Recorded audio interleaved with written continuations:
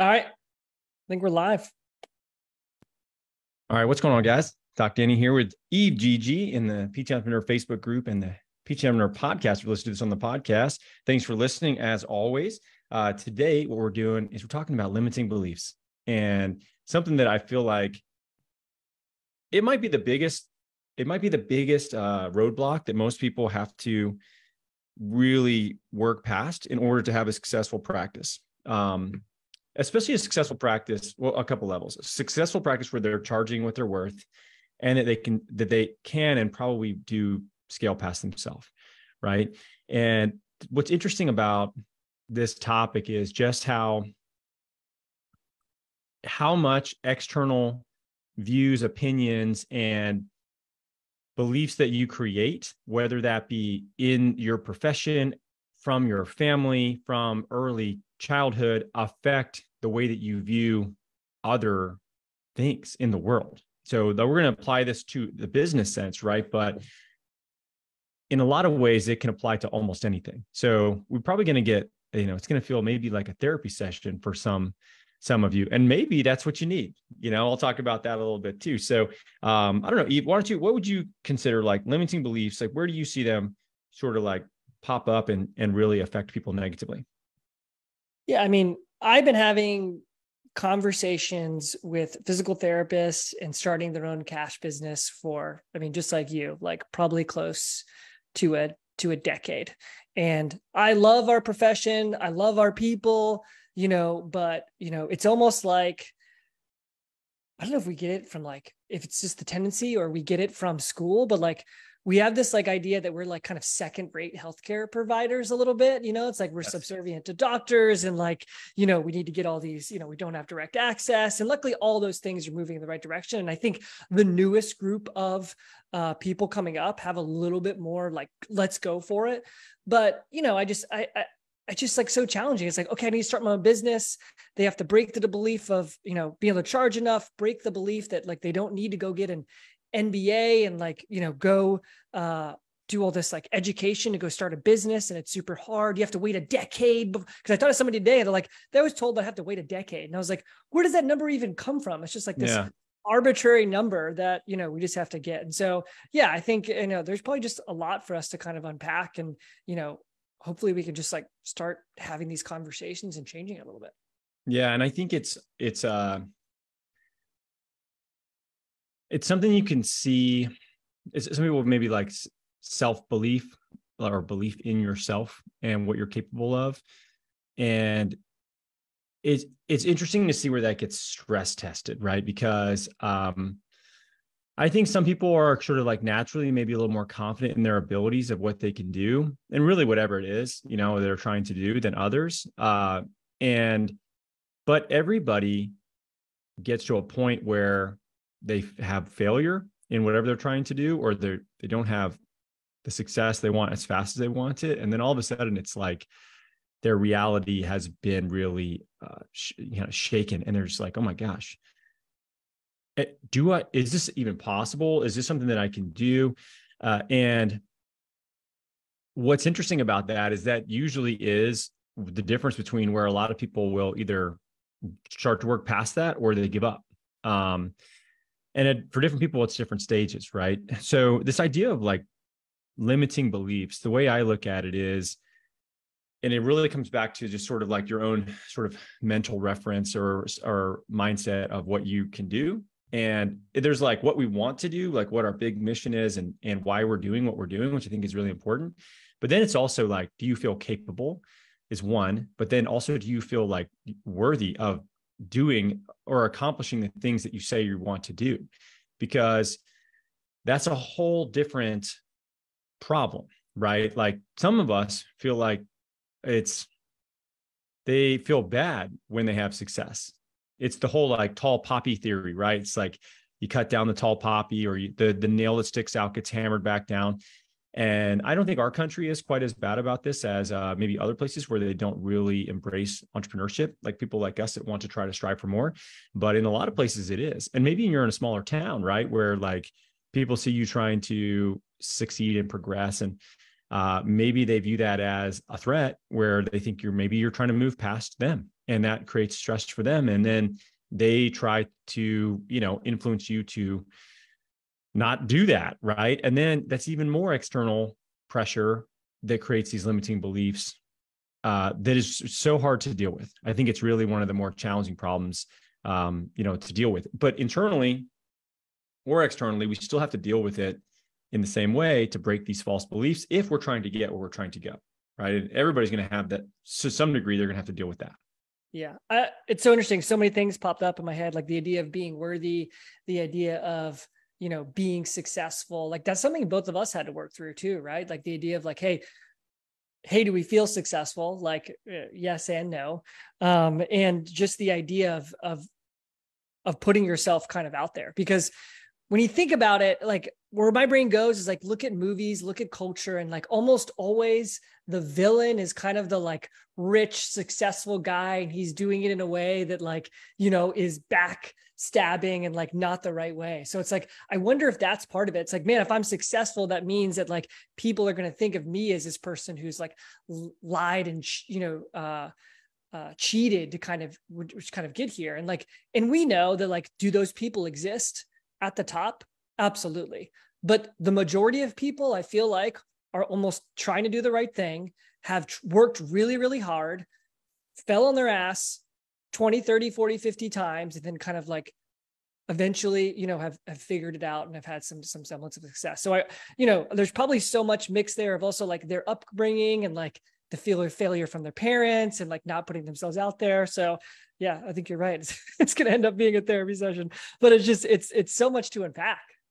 Well, you bring up a good point. I feel like there are a lot of sort of villains that are these sort of robber baron characters of, many classic, kind of movies examples. And then there's the average person that's just trying to make ends meet, and they're struggling. And I mean, that's a real thing for everybody day to day. But I think the vilifying of, I don't know if it's entrepreneurs necessarily, because I'm not sure that was even like a common term per se, right? Like maybe it was, but it's not, Standard Oil crushing everybody, and the Rockefellers or whatever. And I think there's always that's gray areas with that too, in terms of what people are really like and what they're able to do.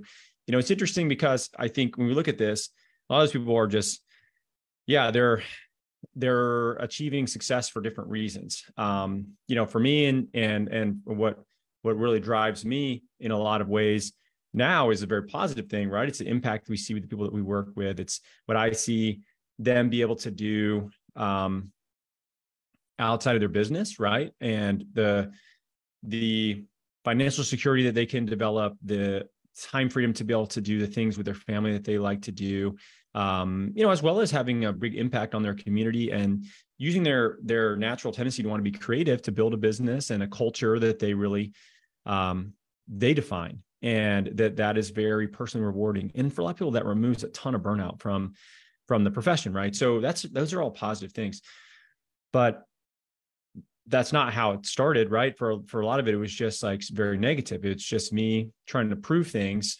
And this comes back to your own self-beliefs, right? So like for me, like I assign worth to accomplishing things, to winning things, right? And because my whole life, that's what was assigned value. And especially for somebody like myself that, I went to like 11 schools before I was in college, right? So you always show up and you're new. And my brother and I realized very quickly that the fastest way to develop some amount of acceptance was to be good at a sport, right? So it didn't even matter what the sport was. It was what season is next when we're moving. We might move in January, we might move in June, you might move, whatever, middle of the year, some other time. So it's like we would know, and then we would intentionally start practicing for whatever that sport was, getting ready for the season. And, so that was like positive reinforcement for us that if we did these things and we learned how to like work pretty hard and got better at certain things, that it meant acceptance, right? So an acceptance is really important for everyone.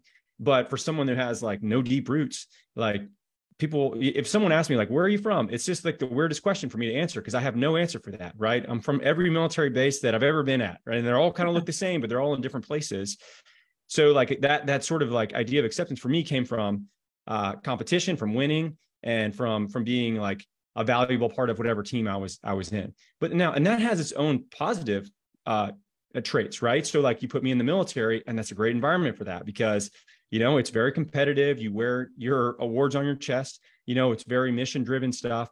So great, awesome, right?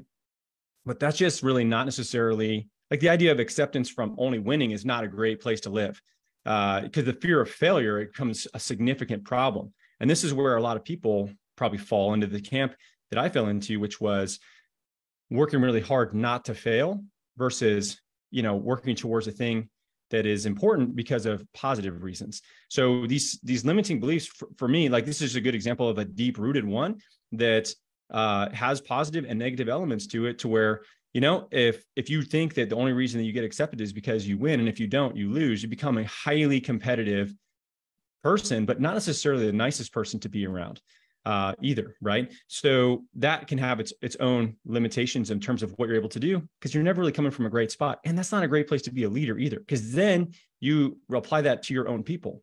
And if they're not achieving these certain things, it's not, hey, how do we develop them? It's cut, you're out, next person in. And it's just very, very transactional. So, when you look at this, there's a lot of layers to it. And some of it, for people that are listening to this, you may have to like really look at yourself and see what limits you first. And then when you start to look at your goals, what's going to limit you from achieving those? And what are your preconceived notions of what's possible based on, what you're trying to actually achieve? That was a lot to unpack, that in and of itself. And I think, when I hear all that, and we talk about this stuff all the time, right? Like, we're big fans of Stoicism, Ryan Holiday, even like some of the which I've realized is very similar, some of the Buddhist stuff too. And it's like, for me, like to summarize that, like you were, and I'll share my own story. It's like before it was very much externals, right? Externals provided the validation to kind of move forward.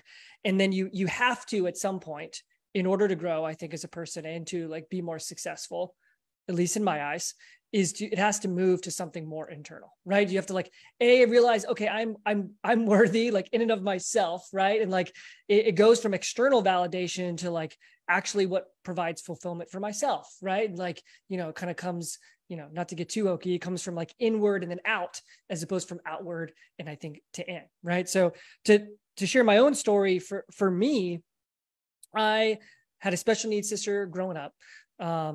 She got very sick almost right after birth. I was 10 years old. And so most of my childhood was spent, trying to be useful to my parents and to my sister, right? Like I would help take care of her. I would feed her, or I would go do the things that my parents couldn't do because, we weren't able to, because she required so much care. So, that bled into very much of like how, and I again do therapy around this, is like, I always felt like I needed to be useful and productive. And if I wasn't useful and I wasn't productive, like I literally was not worthy. Like I didn't deserve love. I would not continue to be successful unless I was a production machine. And I still very much lean back towards that. And I have to kind of check myself, but and I had to switch that, because at some point that becomes not useful, right? Like that does not create a very good environment of just like work until you pass out. Like, it's got to be something bigger to that. You've got to take breaks. And, like, again, I've got to see my own self-worth. So yeah, I mean, obviously a lot to unpack, and the cool thing about business, I think, and the cool thing about the journey that we're on, that it really allows you or creates a vehicle for you to challenge some of those self-beliefs. Like we talk about this all the time. It's the best way that I've seen for personal growth, in my opinion, is owning my own business and trying to be more successful. It's like, it really creates the environment where I'm forced to challenge them and to continue to reframe. Yeah. I mean, I once had somebody tell me, when you go into business for yourself, it's going to highlight your strengths and it's going to highlight your weaknesses, right? So imagine whatever your strengths are, they're going to get, 5x multiplied. Whatever your weaknesses are, the same thing happens. Problem is that if you don't address these weaknesses, they're now highlighted, right? They're exposed even more so, because you are constantly having to try to figure out what is it about yourself that's stopping you from being able to do these other things, to stop maybe doing some work that you know you need to do, to stop yourself from, making this hire that you know you need to hire, from making this transition to a maybe a bigger space, or maybe it's saying no to something and staying small, right? So whatever these internal biases that we have, these beliefs that can serve us in certain ways and then maybe not in others, we have to really clearly understand that, because if you don't, then you end up just getting in your own way. And we see this, I see this with people all the time, people that we work with all the time. And it's so obvious now. Like, it's so obvious. I think back, I was like, man, I wish I could have seen myself back whenever, 10 years ago, just like a time, just go back and just watch. I'm like, damn, it's so obvious. Like, yep. Just, and for me, like, my default, whenever I would get frustrated, it's not like some people shut down. Like, I just get angry. Like, I get mad, and not like physically, not per se with other people, or not as an adult at least, right? But like I would just get really angry, and I was really just not a nice person to be around, right? So it's like, if things are going great, then I'm just like the nicest person you could ever meet, and if things are going bad, I'm a dick. And so just let these things completely affect your personality and how you treat the other people around you. And I remember I had somebody one time that told me, he said, you can't let your bad day become your family's bad night. And I think about that a lot. Like, as soon as as soon as they're home, no matter what happened to me during the day, like, it doesn't matter, because I want to know what happened to them at school, right? I want to know what they're working on. And it's like, they don't care that I had a bad day, and it's not really important to them whether I did or I did not. You got to understand how to manage that, right? So if you don't ever work on some of those things, then you get stuck, and you become, again, highlighted in a very bad sense as well. So for most people, what will happen is they'll see that, they'll probably fight it a little bit. Other people will tell them something is wrong. They'll discount it, and then eventually the pain gets to a point where they need to do something about it. And that's what we're talking about, right? These limiting beliefs, these I guess belief patterns as well, that need to be addressed in order for you to really grow a business, which is what we're talking about in this sense. But if you think about it, whether you know it or not, if you are you're going this path, in this direction, you have picked quite possibly the greatest self-development, I guess, option for your career that I could ever imagine. And I have kids, I've been in the military, and I've started a business. Of all of those, I still think starting a business has forced me to have more personal growth than anything else. And it has improved all the other relationships around me because of how much work I've been forced to do on myself, and then help other people do the same thing. So if you can look at it in that lens and it not feel overwhelming, and just like, okay, cool, I'm here, I'm figuring it out, I'm going to improve, then it's a great way for you to continue to make progress and really look at the silver lining of this. Maybe is the best thing to ever happen to you, if you're willing to accept the fact that you got a lot of work to do. Yeah. And I think that might come back to this, like, I think very common limiting belief of like the fear of failure, right? Like, if I put myself out there and I fail, like, this thing will, it's not going to go well for me. Like, my family won't be support. You know what I mean? Like ultimately, if you can get through that, I think that is like the hardest thing. Like, for both of us, you had to make the decision to go from the military to starting your own practice and working for, Kelly. I had to kind of leave this path of, the insurance-based practice, start totally over in a CrossFit gym and a cash model that I knew very little, about. And, ultimately, I think that the hardest thing about that was kind of just like saying, like, this is like probably going to suck. I'm going to fail quite a bit, but, I'm now committing to like just learning through failure kind of for the rest of my life. Because you could just like, again, I still don't think there's anything wrong with that, but like, you could just stay in your job and just like not want to kind of fall forward. But just like you said, this path, and this fear of failure, it's just like, it's unpacked so many things for me and just tore away some of the layers of frankly bullshit that I had blocking me and allowed me to kind of get rid of some of these big problems. Like you said, it's bled into my relationships with my family, with my parents, with my kids, and that's, I don't know if you can quantify that. Well, I feel like you can, not only can you see it in other people, but I think you can feel it, especially us as physical therapists, as clinicians in general. I feel like we're very in tune with other people. We see people that are in pain all the time. We see people make these transitions in their life where they go from a really, sort of sad, frustrated place in their life to then a really happy place in their life. And if you've been in the clinic for any amount of time and you haven't developed the ability to really read people, and the way in which their body language states what's going on, the words they use, the way they talk about themselves, and the way that they it's just the way they feel to me in a lot of ways too. There's people who come in and you're like, man, I get so much energy when I'm around so-and-so. And then if I'm around the other person, I feel tired, they make me tired. And it's the same amount of work. It's the same amount of time, but there's a certain amount of, sort of energy difference. I don't understand how to explain it because I don't really know. I know as I feel it with people, and people listening to this might have the same thing. So I'm not quite sure exactly why it works the way it does, but you can feel it, right? And if you notice that, you have to understand, how do you come off to other people? How do you come off to other people? Because if you are somebody that is an Eeyore of a human being that is just frustrating to be around and is sucking the energy out of the room, and you decide to go into business for yourself, you're going to have a really, really, really hard time, not just getting and keeping clients, but imagine trying to hire people that want to work with you. So now I'm not saying you got to be happy-go-lucky. I'm definitely not like that either. But man, if you're listening to this and you're an Eeyore, you're a freaking Eeyore. All right. Just own it and understand that if you want to stay that way, that's up to you.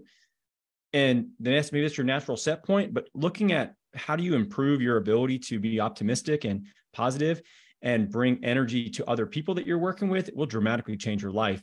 And that comes back to a lot of the beliefs that people have about themselves and how they've been, raised more than anything else. And that's what I mean. I see these entrepreneurs and I'm just like, I know they're going to struggle. And I know you see the same thing. As soon as we talk to certain people, you could give me 1 minute with somebody and I could tell you, this person is going to kill it. This person is going to struggle.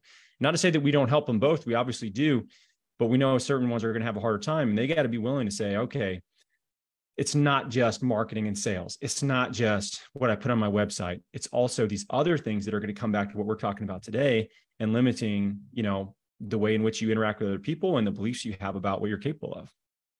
Yeah, I like what you said about realizing where your set point is, right? I think that is number one. If you want to kind of realize, help yourself, number one is take a true inventory and realize where your set point is at.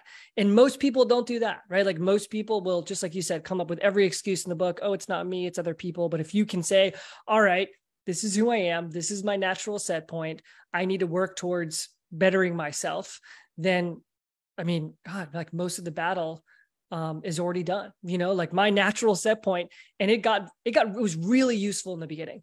I am energetic. I'm very happy. I say yes to almost everything. Super useful in the beginning.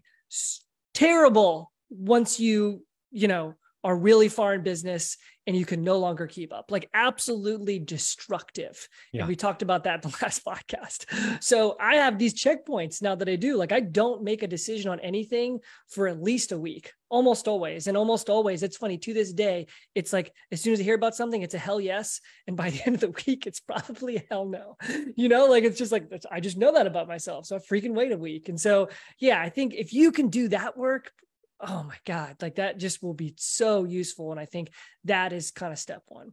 Yeah, definitely. As I'm thinking about this, how many people do you think actually know who Eeyore is, by the way? I take this for granted because of my age and the fact that I have kids, but somebody might be listening to this and have no idea. You think people have no idea? Winnie the Pooh is a thing, right? They have I don't know, what's the common parlance of our times for an Eeyore? I don't know. I think there's What should somebody we that's use probably instead? 25, 26 out there, and they're not understanding. Eeyore is the depressed donkey, the like always Debbie Downer donkey and Winnie the Pooh. So just so you get that right. You may not get the reference, because I said something the other day that was a reference, and the guy that I was talking to is probably about 5 years older than me. He had no idea what I was talking about, and I had to explain it. So sometimes I'm like, man, we're getting old. You want to know what made me realize, like, this is crazy? I was looking at, we have this life insurance policy that it basically, like, it doesn't end when I turn 60, but basically it's like fully sort of paid for when I'm 60. And I was like, oh, it's like 22 years. And I almost had a panic attack. I was like, Jesus, it's 22 years.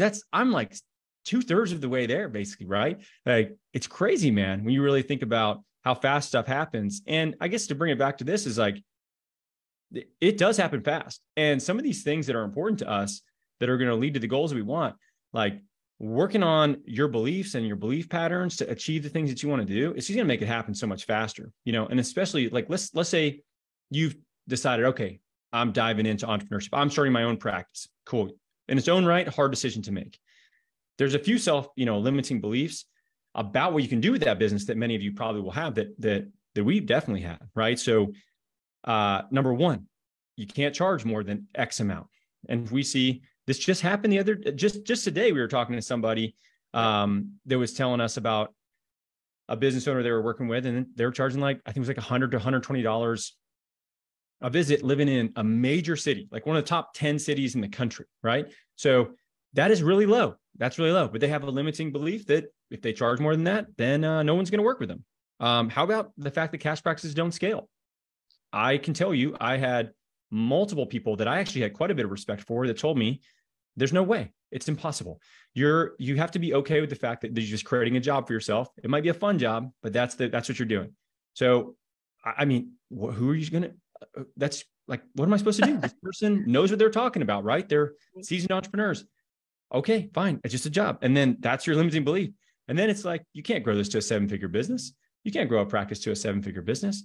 Like, that's crazy. Who can do that? Iron Man? Like, it's such it's just such a far distance from where you start that you can't even fathom the idea of that actually happening, right? Like, these are just three of the ones that really early on for me affected what I did with our business, because of advice and guidance from people that I trusted, that I let really like shift the way that I thought things would go or could go based on their advice, Yeah. And when you think about that advice too, like, we're a little bit, like it or not, in an echo chamber, right? But at the same time, I remember those conversations, especially early on when we were both single providers. And it's like, the idea of hiring somebody seemed definitely impossible. There was nobody I talked to that said like that was possible. Or if it was this unique, rare situation that'll never happen again. And now, like, we have literally a hiring problem in our mastermind. Yeah. We cannot find enough people. So like, it's just hilarious to me, like, 6 years later, 4 years later, whatever, like, people are charging $279 a visit, getting to the 300s, and we have a hiring problem, and we have multiple people that are cash and 7 figures, a lot of others knocking on the door, and it's just like, what are these, like, maybe that's what we got to like unpack, is like, when somebody tells you something like that, like, maybe just ask them, why do you even believe that? Like, I would love to go back in time and ask those people, like, why do you believe, like, what makes you think that this business, can't scale? And it's probably a bunch of bullshit. I think it's because they haven't seen it. It's Sure. like the whole idea of, Yeah. what is it? The Roger Bannister 4-minute mile, right? Where it's like, okay, no one thought you could run a mile in sub 4 minutes. He does it. And then multiple people do it, the same year, because of this false belief that is, that's been broken. Well, then the same thing, like, if somebody hasn't seen that, then you do have a set point of what you think is possible. And it's so similar, right? To where, like, let's say, you're on a team and you don't think you can do something physically, and you're on one team and they're not all that great. They don't really push each other. Like, maybe you're the best player on the team, and then all of a sudden you go somewhere else and you're like the worst person on the team. And now your physical ability, you see what other people are able to do, And now you start to change what you think is possible and the way in which you're training and you're working towards that because you see that other people can do it. And all of a sudden you improve as well, which is, it kind of all comes full circle to how do you break some of these things, right? How do you start to improve them? And one of the first things that I kind of lump these together is to join groups and meet other people. And this comes back to something like our mastermind, where we've had quite a few people that come from what we consider smaller markets. And there's not a lot of like big businesses and clinics that have grown a lot in their area. There's not a lot of like as many like high growth sort of entrepreneurs around them. It's hard to find that.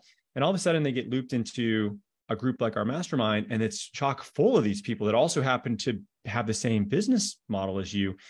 And you start to see, oh my gosh, this person's in a town half the size of mine and they're doing X, Y, and Z.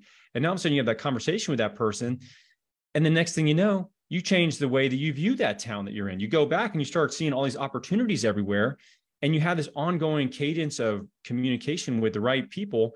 And you start to view the world very, very differently. And I have a perfect example of this with a story from a digital business group that I was in for a year. And when I joined this group, it was to learn how to market our local practice online, like digital marketing for that, right? But one of the other things I had started, which was through the Stretch company, was I had these like templated treatment programs that for common injuries that we would sell as one-off programs on the Ready State at the time Mobility Wad site, right?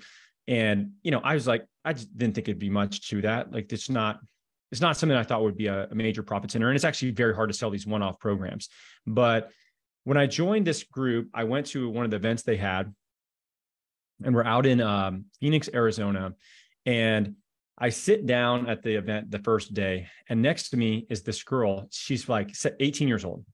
And I started talking to her, and I assumed she was there with her parents because this was expensive. This wasn't, over $20,000 a year to be a part of this group. And I started talking to her, and turns out that she had graduated like 2 years early from high school. She had moved to Japan to teach English at like 17 years old. And while she was over there, she'd started a blog basically about becoming like how to be a successful high school student. And what she had learned and like sort of like the lessons that she was sharing with how she graduated 2 years early and was just on this, very fast track, I guess. And the blog started to pick up a lot of traffic.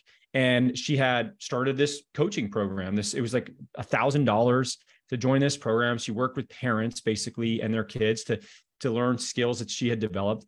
And so I was just like, whoa, that's crazy. People pay for that? And she goes, yeah, and I was like, well, like, how many people have you worked with? And she, at the time, so this was like October.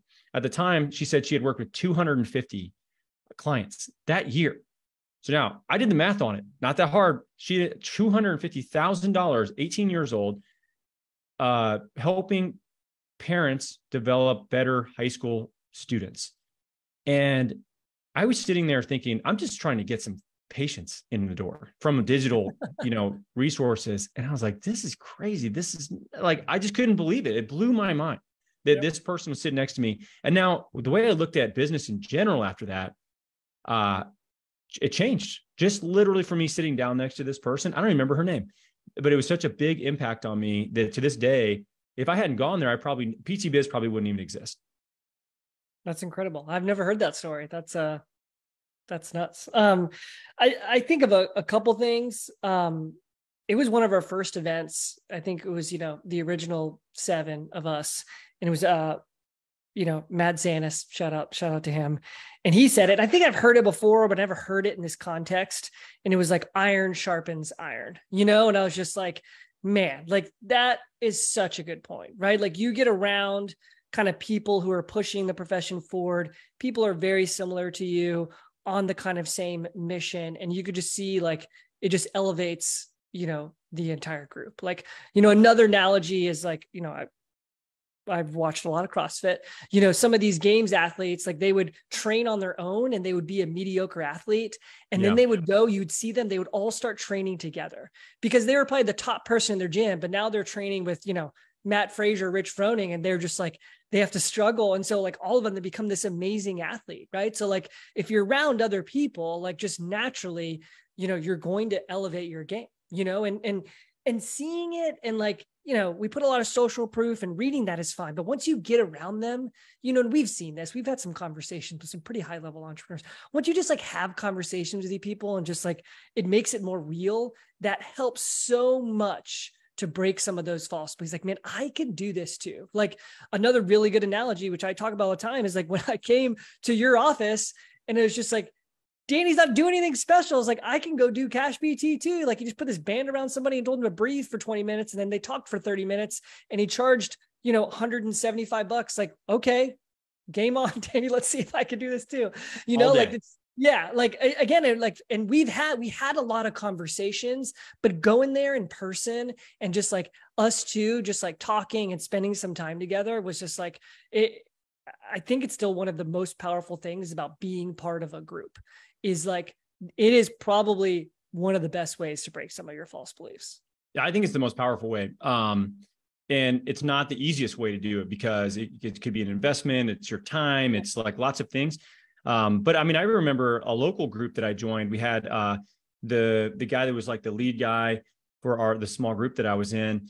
And he had like I forget, it was like $15 or $20 million company that basically did like, it was, I still don't quite understand, some sort of integration between big websites for data analysis stuff, right? And this guy was an absolute damn mess, like a huge mess. He was so unorganized. He was always late. He was like actively like his whole life was falling apart. He was super unhealthy. He was going through a divorce, you know, and I just was like, this guy has a company like that. And I'm sitting over here and our practice is doing like $200,000 a year. And I just couldn't believe it. I was like, this guy doesn't look like he could tie his damn shoes. And he's killing it, you know, and just killing it. And it's like nothing else in his life is even remotely successful besides this one thing, but he could figure that out. Right. And I just remember sometimes it's like, maybe that's not the best example of like looking at somebody and it's just almost like, well, if this buffoon can do it, I can do it, right? Versus, you know, maybe it's like, you know, a more of a positive view, but either way, the same effect can happen. And I think that's what I always find that interesting with people, with me too. Like when people meet us at these live events, like I forget shit. I say stuff I probably shouldn't say. You know, I don't do everything correctly. You know, there's things that we screw up on. And I hope people see that and they're just like, oh man, like we're no different. And it's like this idea of like meeting people that you might follow or listen to, or that you admire in some way. You should realize that they're just no different than you. Maybe they just stuck to something longer, or maybe they just found a better fit for what their skills are. And, you know, and there's a number of factors that it could be. It doesn't mean you can't do it. It means that maybe you're just like not quite as far along in your journey, but just seeing that and feeling the difference can break your belief of what's possible as well. Agreed. Absolutely. I mean, not much to add to that. I think it just can't be understated. Just the FaceTime. That's why we love doing these live events with the mastermind. I think they're just like, you know, I tell everybody who joins the program, it's like, I've just seen some amazing transformations happen after, and not necessarily from the content, but just the conversations that happen on the side. Yeah. Yeah. And to go to like, this is like, I think that's my number one, right? Get involved with other people that are trying to do the same thing as you, and really start having conversations where the average person you're talking to wants more from what they're doing, you know, than most of the people you're probably around. If you're just talking to your 5 friends from high school that none of them really care to do their own thing, or if they're just cool to, and I'm not saying anything is wrong with this, but like if they just want to just go to their job and they like fantasy football and playing golf on the weekend and, you know, tailgating at Georgia games or whatever it might be, like, that's cool. Like that's what they get enjoyment out of. And that's great, but that might not be you. So you might feel like you're an outcast, or you're different, the way you're viewing at things and what your aspirations are. And you are different. And so when you get around a group of people that there's like like-minded conversations, it's crazy. It's like I think like when we go to these mastermind events, it's crazy how long people can like talk to each other. I mean, dude, it's wild. Like it could be, we show up and we say, okay, guys, just break up and go have conversations. And it would be 8 hours later and they would still be talking to each other and probably having a great time, because it has to do with you just being around people that are like you in a lot of other ways. So that's number one, but that is probably the most like sort of time intensive and money intensive one. The second one, which is, I think, the cheapest, but yet also very impactful way of breaking your false beliefs, is books. And if, and you could throw, I guess, content into this, but I don't think, and this is a guy that has obviously does podcasting, but like there's are shorter. They're not as deep on a topic.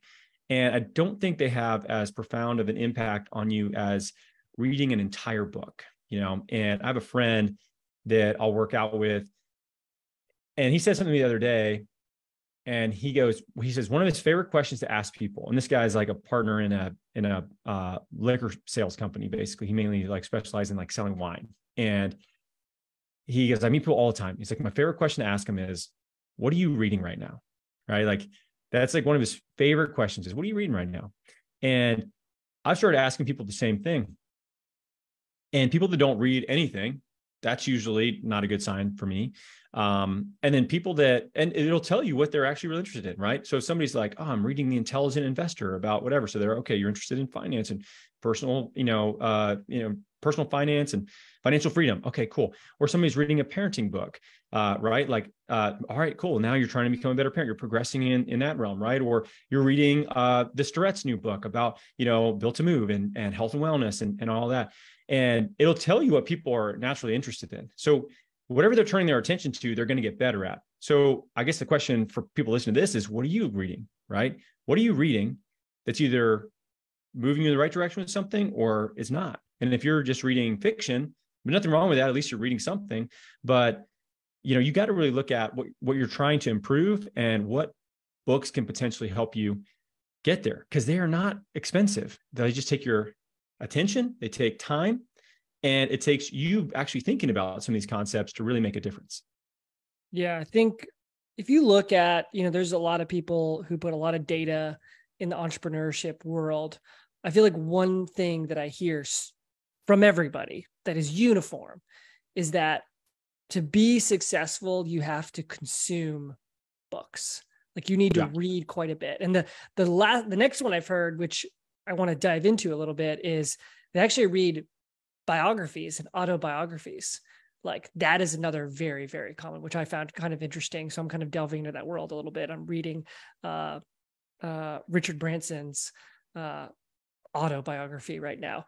And it's interesting. I wonder if it's got something to do with like, once you like, because as I'm reading that book, I'm saying to myself the things that you just said. It's like, man, this guy's a billionaire, but like, he's like making decisions and like doing things like that I kind of would do. You know what I mean? Like there is a level. I'm like, dang, it's also very impressive what he did. And there's, the big thing that I cut from it is that he's a crazy risk taker. And I'm not sure my risk profile is the same as his. And that's probably where he is now and where I am right now. But didn't he almost die in a balloon like 3 times? Like that guy's nuts. Oh, he's so nuts. Yeah. But yeah, I mean, I think, you have to consume that content. Like it's almost like a prerequisite. I remember like specifically when I made that transition, because I was like, I'm not reading books. Like I've read all these textbooks, meh. And then I think one day someone gave me like Go Giver or one of those like real basic ones. I'm like, yeah. And I read that. I'm like, wow, like that just like changed a lot of, it changed beliefs for me. It's like, oh man, like I can be successful if I just like give more. Like, oh, okay. And they're like, well, what else is out there? And then you read like the $1 million, marketing thing, whatever. And it's just like, again and again, you're like, oh, this is achievable. This is like, and you learn skills at the same time too, which build your confidence to make them more achievable. So yeah, I think that's like definitely an inherent prerequisite. I don't know many people who are successful, if honestly any, that aren't voracious readers, Yeah. And sometimes it comes down to, sometimes people will see where you're at and maybe give you a book. Like I actually do this a lot. I've given a lot of books away, and I try to think about, okay, well, what is it that they're talking to me that they need help with? And then I'll give them a book that I've read that I think, oh, I think this would be a good fit for where you're at. And there's I can't remember which coach it was. If it was, I think it's Phil, Phil Jackson is like, he was really big into giving people books. I think a lot of coaches are, but really big into giving people books. And I read about him and I was like, oh, that's smart. And I had a patient, it was very early on, and he gave me the Seth Godin book, The Dip. I don't know if you remember The Dip. It's a very small book. It's a very small book. And the premise of it is basically that once the excitement of you starting your new project wears off, it's going to suck. But it sucks for everybody. And that's the dip, right? So, when you start your practice, you're like, oh my God, look at my logo. It's amazing. I've got shirts now with this on, and like, I'm going to crush it and change the world. And then, you get that excitement, you get a few people in the door. It's great. And then all of a sudden, the reality of things hits you and you realize, oh man, schedule's kind of light next week, and don't really know what I'm doing. And then you start to sort of spiral into this place where you really are doubting yourself. And that's the dip. And I actually had somebody give me that book early on. And the only reason I read it was because it was so small. I said, oh shit, this is right up my alley. I can read this one.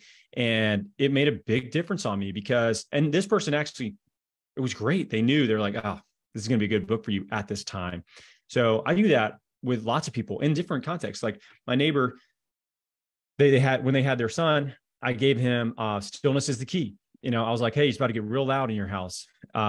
This is a great book. This is a book that I find really very helpful and might help you, over the course of the next, few months as you guys are settling into your new routine. And like, just whatever examples of that with people that have different things going on. So I think that finding the right book at the right time can be in many ways like transformational if you're willing to read it, or if you're seeking the right thing out, right? So sometimes that's the hard part, is what should you read? Like what do you need to learn, or what story do you need to hear that maybe is the right fit for you? And I think that's the hardest part, because everybody knows that books are beneficial, right? And yeah, biographies, sure, but they could be huge. Like, have you ever seen Titan, the Roosevelt book? Or not? I got it. I haven't read it. Rockefeller. It's in my shelf. I'm just waiting to tackle that bad boy. Dude, I read the Benjamin Franklin autobiography, and it's fascinating, but it took me forever, to get through. Right. So sometimes it's like, yeah, these are awesome. But what do you need? And that I think is the hardest part, because books are very valuable. But if you find the right one at the right time, man, like that is just so helpful. Yeah. I think like the cool part about, like, I've had the conversation regarding the dip quite a bit, and those books are so helpful because you get to, it normalizes a lot of these things for people. And that's so helpful, right? Like when you go in, you're like, oh crap, this is terrible. But then you read something, it's like, kind of everybody goes through this and we can relate. Like it makes the journey a lot easier. And I think that's where, again, really helpful to kind of just like consume that content, especially about entrepreneurship or marketing or sales. The kind of more you read that stuff, the more you kind of learn. You're like, man, this is just like all part of the process. Like I'm not alone. And that just, it makes it easier to push forward. So I think the question is, if the question you ask everybody, it's like, well, what are you reading? Like, what are you reading, Danny? I'm reading Die with Zero right now. So the name of the book is called Die with Zero, and it's Bill Perkins. Yep. I actually brought this up on our, we do these, the name tag calls that we did for the mastermind that with the Black and Gold group that I met with. I brought it up, and it's about, basically the concept of the book is to enjoy life while you're here and not just save up to then experience things one day when you're retired, right? Which is kind of counterintuitive to what most people talk about in terms of like retirement savings and stability long term, which is important, right? But I think what case this guy is making is, what's the point? Because you don't even know if you're going to make it there. So make sure that you understand the math about where you're going and what you really think you might need. Or more than anything, don't miss out on experiences along the way, And especially, I love the concept that he talks about. It's called memory dividends. So I actually read this book a couple of years ago, and I saw it, and I decided to reread it. So I'm rereading it right now, and it's making like even more, of an impact on me at this point, because when I read that book, I started to intentionally really focus more on doing things with our family, like whether it be travel or things that I would normally say no to. Sort of like we do this beginning of like Thanksgiving break trip up to go see my uncle and he lives in like the middle of nowhere, Pennsylvania. It's very hard to get to. And I go with Jack, and I go with my brother, and I go with his son. And it's like, I don't hunt. My brother doesn't hunt. And my uncle is a avid hunter, like big game. He's been his whole life. He was basically a forest ranger. And then he started doing other work, and he's just super into animals and not just hunting, but like conservation and the studying of animals. He's an interesting guy. Cool. So we go up there because it's like a hunting 101 camp with this uncle I have, who's a very interesting guy. And my son loves it, and my nephew loves it. But man, it's a bitch of a time to travel, and it's compact because we got to get back for Thanksgiving.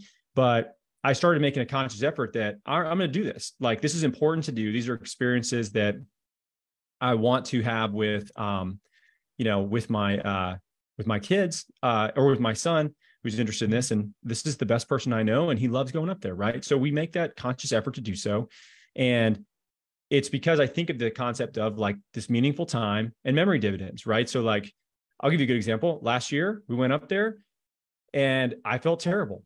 I felt like really, really bad. And we're walking around the woods, and it's like 5 degrees, and we're setting up deer stands, and he's showing them all. He's like, this is the deer migrates over here, and this is their little home, and what they do and all this stuff. And like, I'm running a fever and out in the woods, and they're all basically calling me a bitch because I'm like, really, guys, I feel really bad. I don't know what's going on. And so I just like didn't think anything of it, really. Felt terrible. When I got home, I had COVID and I was sick for like the following week. But like, it's a funny story to them now. Because the first thing I did was call my brother, and I go, hey, guess what, asshole? I was like, I have COVID. And he goes, oh, that explains it. I thought you were being a bitch. Like, that's a memory dividend from this experience that I normally probably would have said no to if I hadn't read that book, because it's inconvenient, right? So right. For people that are like, I guess that book in particular, it's just the idea of being intentional about what you want to do with time and money, and not necessarily just trying to accumulate it so that you can feel safe at a certain point along the way. But then like, you're too old to do some of these other things that maybe, you wish you would have done. Yeah. I think we kind of swung one way. It's like save, and that's what we've learned from our parents. And it looks like, things are finally swinging maybe back more to the middle of like, hey, you don't want to just like put everything away at the cost of just like not enjoying your life for the first 65 years. And then you retire, and then you're not physically able, because, not in get into the health, conversation, but a lot of people aren't very physically able at 65, whether we like it or not. Right. So it's just like, do stuff while you can, and we've definitely leaned into that. And I think that's insanely valuable. Well, I think the other thing too, and this is like the reason I'm rereading this book, is because, recently I've had a few people that have they just unexpectedly died that, I'm not like, they're not that close to me, but it's like, one or two people away. And a good example of this would be like one of my son's friends. They were on a trip this summer, and it was his mom's dad and their side of the family, and his grandma, my son's friend's grandma, had died. And the reason they hadn't really done anything is because she was sick, and they hadn't traveled. And his great grandfather had been in World War II and was in like the D-Day invasion in Normandy. And his grandfather had been back one time with his great grandfather to see it. And he wanted to take his grandson to go see Normandy. And his wife had just died. So they had this big family trip, and they're there for like, I think it was like 2 weeks. They're doing one of these, riverboat cruise, like Viking cruises or whatever. And for part of it, they go to Normandy. They're there for, I don't know how long. and his grandfather dies on the trip, like literally while they're there, dead, and had not been able to go anywhere else because of health complications with his wife that, he didn't want to leave, and totally understandable. Right. And we just don't know what's going to happen to us in certain, at certain times. So I think of stuff like that, and it just makes me be more aware of the present time, and like the things that we're like, well, at least he was there, right? At least he went. Right. It's better than wishing that he had done it. But like, man, when could he have done that some other time when he was more physically able to do so, or whatever? Like, it's just like keeping that idea of like death is right behind you, whether you know it or not. You just don't know when. Very, very top of mind, and being intentional about what you do and don't do, so that you don't just like, cruise through life and miss everything and then regret the things that you didn't get a chance to do. Yeah. I mean, time's a gift. I think it is a huge reason we've talked about this, like why I dove into entrepreneurship is like, I was a physical therapist for a decade before I did. And I remember just like, am I going to wake up at 7 a.m., go work out, go to work, be done at 5, get home at 6 or 7, put my kids to bed? Like, is that going to be my only possibility with 2 weeks of vacation for the rest of my life? And I was like, I had no desire to continue to do that. And, now having time freedom, we still work really hard, but having time freedom is, man, like you just cannot, again, you don't think you put a monetary value on being able to like, ride my bike today and take my kids, to camp, and then being able to be here, and they can just run upstairs and come say hi to me when they get home. Like, you can, being able to go to my, go work out in the middle of the day if I want to. Like, it was just, I wouldn't trade that for anything. Well, you can decide what you want to design that to look like. I think that's the big difference, right? Is that might be exactly that some people listening to this want. That might be different than what some people want. It doesn't really matter what you want or you don't want. It's up to you to decide what it is you're trying to create, and then build your life in a way that allows you to experience that life that you want. Right. So it takes some time. It takes some thought. It takes, really sitting down and being intentional. And I think that's the thing that, most people, I just don't think they do it. I don't think that they put the time in. I feel like it feels heavy, like like Ashley, my wife, does not like to look at finance stuff. And I know that. Like, so I take most of that on, but I keep her informed of what's going on. But I know that, like, if I just sit down with her and go over, all right, here's where we're at, whatever, it's going to make her tired. Like, she's literally going to get exhausted just looking at numbers and like, oh my God, this is like so hard for me. Right. like that is, now imagine if that was your day to day was stuff that just made you feel tired all the time and exhausted, and instead of doing things that maybe really gave you a lot of energy, then something you could be world-class at. Right. And so when people look at what they want their life to look like, I think it makes a lot of people feel tired, because it's hard. It's hard on your brain. It's hard to think of these things and to be creative. And if you don't do it, what you end up with is you finish somewhere, and it may be very different than where you wish you would have gone. What do you do at that point? You can't go backwards. My whole family is emergency medicine providers, man. Like, they're all, ER, intensive care unit, and they see people die every day, every single day. And talking to them about, what do people say to you about, and it's crazy what people will things people will offload, because it's a burden for them. Offload, I wish I would have done this. I feel bad about this. Because they know you're in a intensive care unit, like, you're not in a good spot. And right. Like, they hear that stuff. And that is like really important to keep in mind, because you may not have that on a day-to-day basis, but man, we're all going to be there. So you damn well better figure out what you want your life to look like. Otherwise, you're going to be that person, in an ICU ward, like talking to my sister about what you wish you would have done, versus, oh my God, what an amazing life, ready to go. You pick, right? Which one do you want? Yeah. That was another inflection point for me. I remember when I was making this decision to kind of, dive into my own cash practice, it was like, I looked at it and I was like, I'm a very logical pros and cons person. And I remember, I would make a pros and cons list, and I was like, kind of looked at both of them and I'm like, these are both going to be really hard. But the end point of staying where I am now is not very appealing. But the end point of here is extremely appealing and has a ton of upside. So why would I not choose the hard that will eventually lead me into a life that, like, yeah, I love, as opposed to this one where, I could be a clinic manager and maybe I could make more money and get a little bit of more vacation, but like that was basically it. And I was like, the decision seemed real damn easy after that. Yeah. Yeah. I mean, and there's risk in all of it, right? There's risk Correct. in, what if you just get let go? What if it doesn't work if you do your own thing? Like there's risk with everything, and it's just a matter of understanding what amount of risk you want to take. And it's really not that much risk, because we could always get a job doing what we do in a number of places. Like I've got about 100 practices that would hire you if you failed. Okay. So if you're looking for a job and you failed, just reach out. We'll get you a job. Like not hard. And, so it's just a matter of just understanding some of that and then, taking a crack at it yourself. So, I think, in summary, excuse me, we have a couple of things, a lot of false beliefs that people have around these practices. Number one, they don't scale. That's a big one.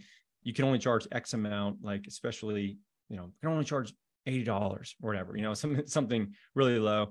Can't grow it to a 6 or to a 7-figure business. You can't grow past it. You can't sell it. Like these are all not true. These are all false beliefs that you can build a business around the thing that you really enjoy. And, is it Google? Is it going to be the next Google? No, it's not. It's not that type of a scale opportunity, but it's also not nearly as risky as trying to build the next Google. Could you imagine trying to compete with them? I mean, Jesus. Or it's way easier to try to be the go-to person for runners in your area than building a platform like that. So if you're thinking these things, the best way to break those is get around other people that are like-minded, that are growth-oriented, high achievers, that want to be in the same place that you're trying to go to, right? Not people that are trying to drag you back to where you're trying to progress from. So, be around people, join groups.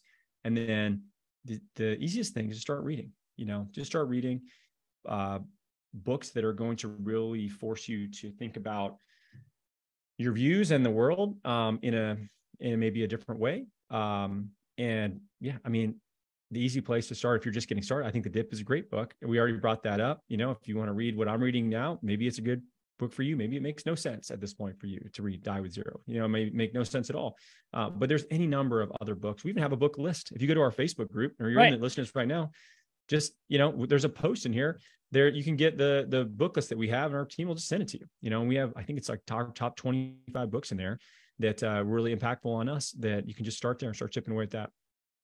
Yeah, no, 100%. This is a good one. We always end up going a little bit deeper, and I always enjoy these. And, I just want to encourage people too, like, as you listen to this, if this like hit home in any kind of way, or you feel like it would resonate with a friend of yours, like just share it with them, right? Like share it on social, tag Danny, tag PT Biz, which is me. And just like, the more people we can kind of get to realize that, that these things are possible, and we can help them, realize that, they don't need to be stuck at their mill clinic job or home health, or maybe something they don't enjoy, and they can take that leap. Like, we just want to reach as many people as possible. And, we will just give them, which we have a lot of free stuff. We'll give them all of our free stuff and help do everything we can to get them started. Yeah, for sure. Yeah. I think that it's the best way to curate content for other people sometimes is trying to match that up with them, based on what you hear. Because this might be a terrible podcast for some people, and maybe somebody, you're like, you should listen to this. It's a good one. I do that a lot, and I guess because I do listen to a lot of podcasts, and I send people a lot of podcasts that I've listened to that I think, and I'll even like timestamp it. I'll be like, hey, listen from this time to this time for this one, thing that I thought was I love it when you do that. Yeah, because I save people a lot of time. I do this with people all the time. I don't realize that it's actually kind of valuable in a way. And I do it a lot now, because I get a lot of people that will they'll be like, oh my God, that was awesome. Thanks for sending that my way. Because they don't really have time, or like know what they're should be looking for or listening to, or maybe something that is going to be the right thing for them to hear at the right time. And it's sort of like giving somebody a book, right? So if I'm listening to something, and maybe for you, it's the same thing, like anybody listening to this podcast, if we said something and you're like, man, my friend would really recommend, really do well if they heard this, thing. Like, don't even send them the whole thing. Be like, hey, listen to this hour-long podcast. They're probably not going to do it. But if you can say, hey, listen to minute 20, like just start there and listen to it for 10 minutes. Like it can really help somebody if there's something that we said that you think would be better off them hearing from somebody else than maybe you telling them that, so anyway, share it if you think it's helpful. And as always, man, we really appreciate everybody listening, and we'll keep doing it as long as people are listening. Love it. Thanks for having me on. Cool. All right, guys, thanks so much. And we'll catch you next week.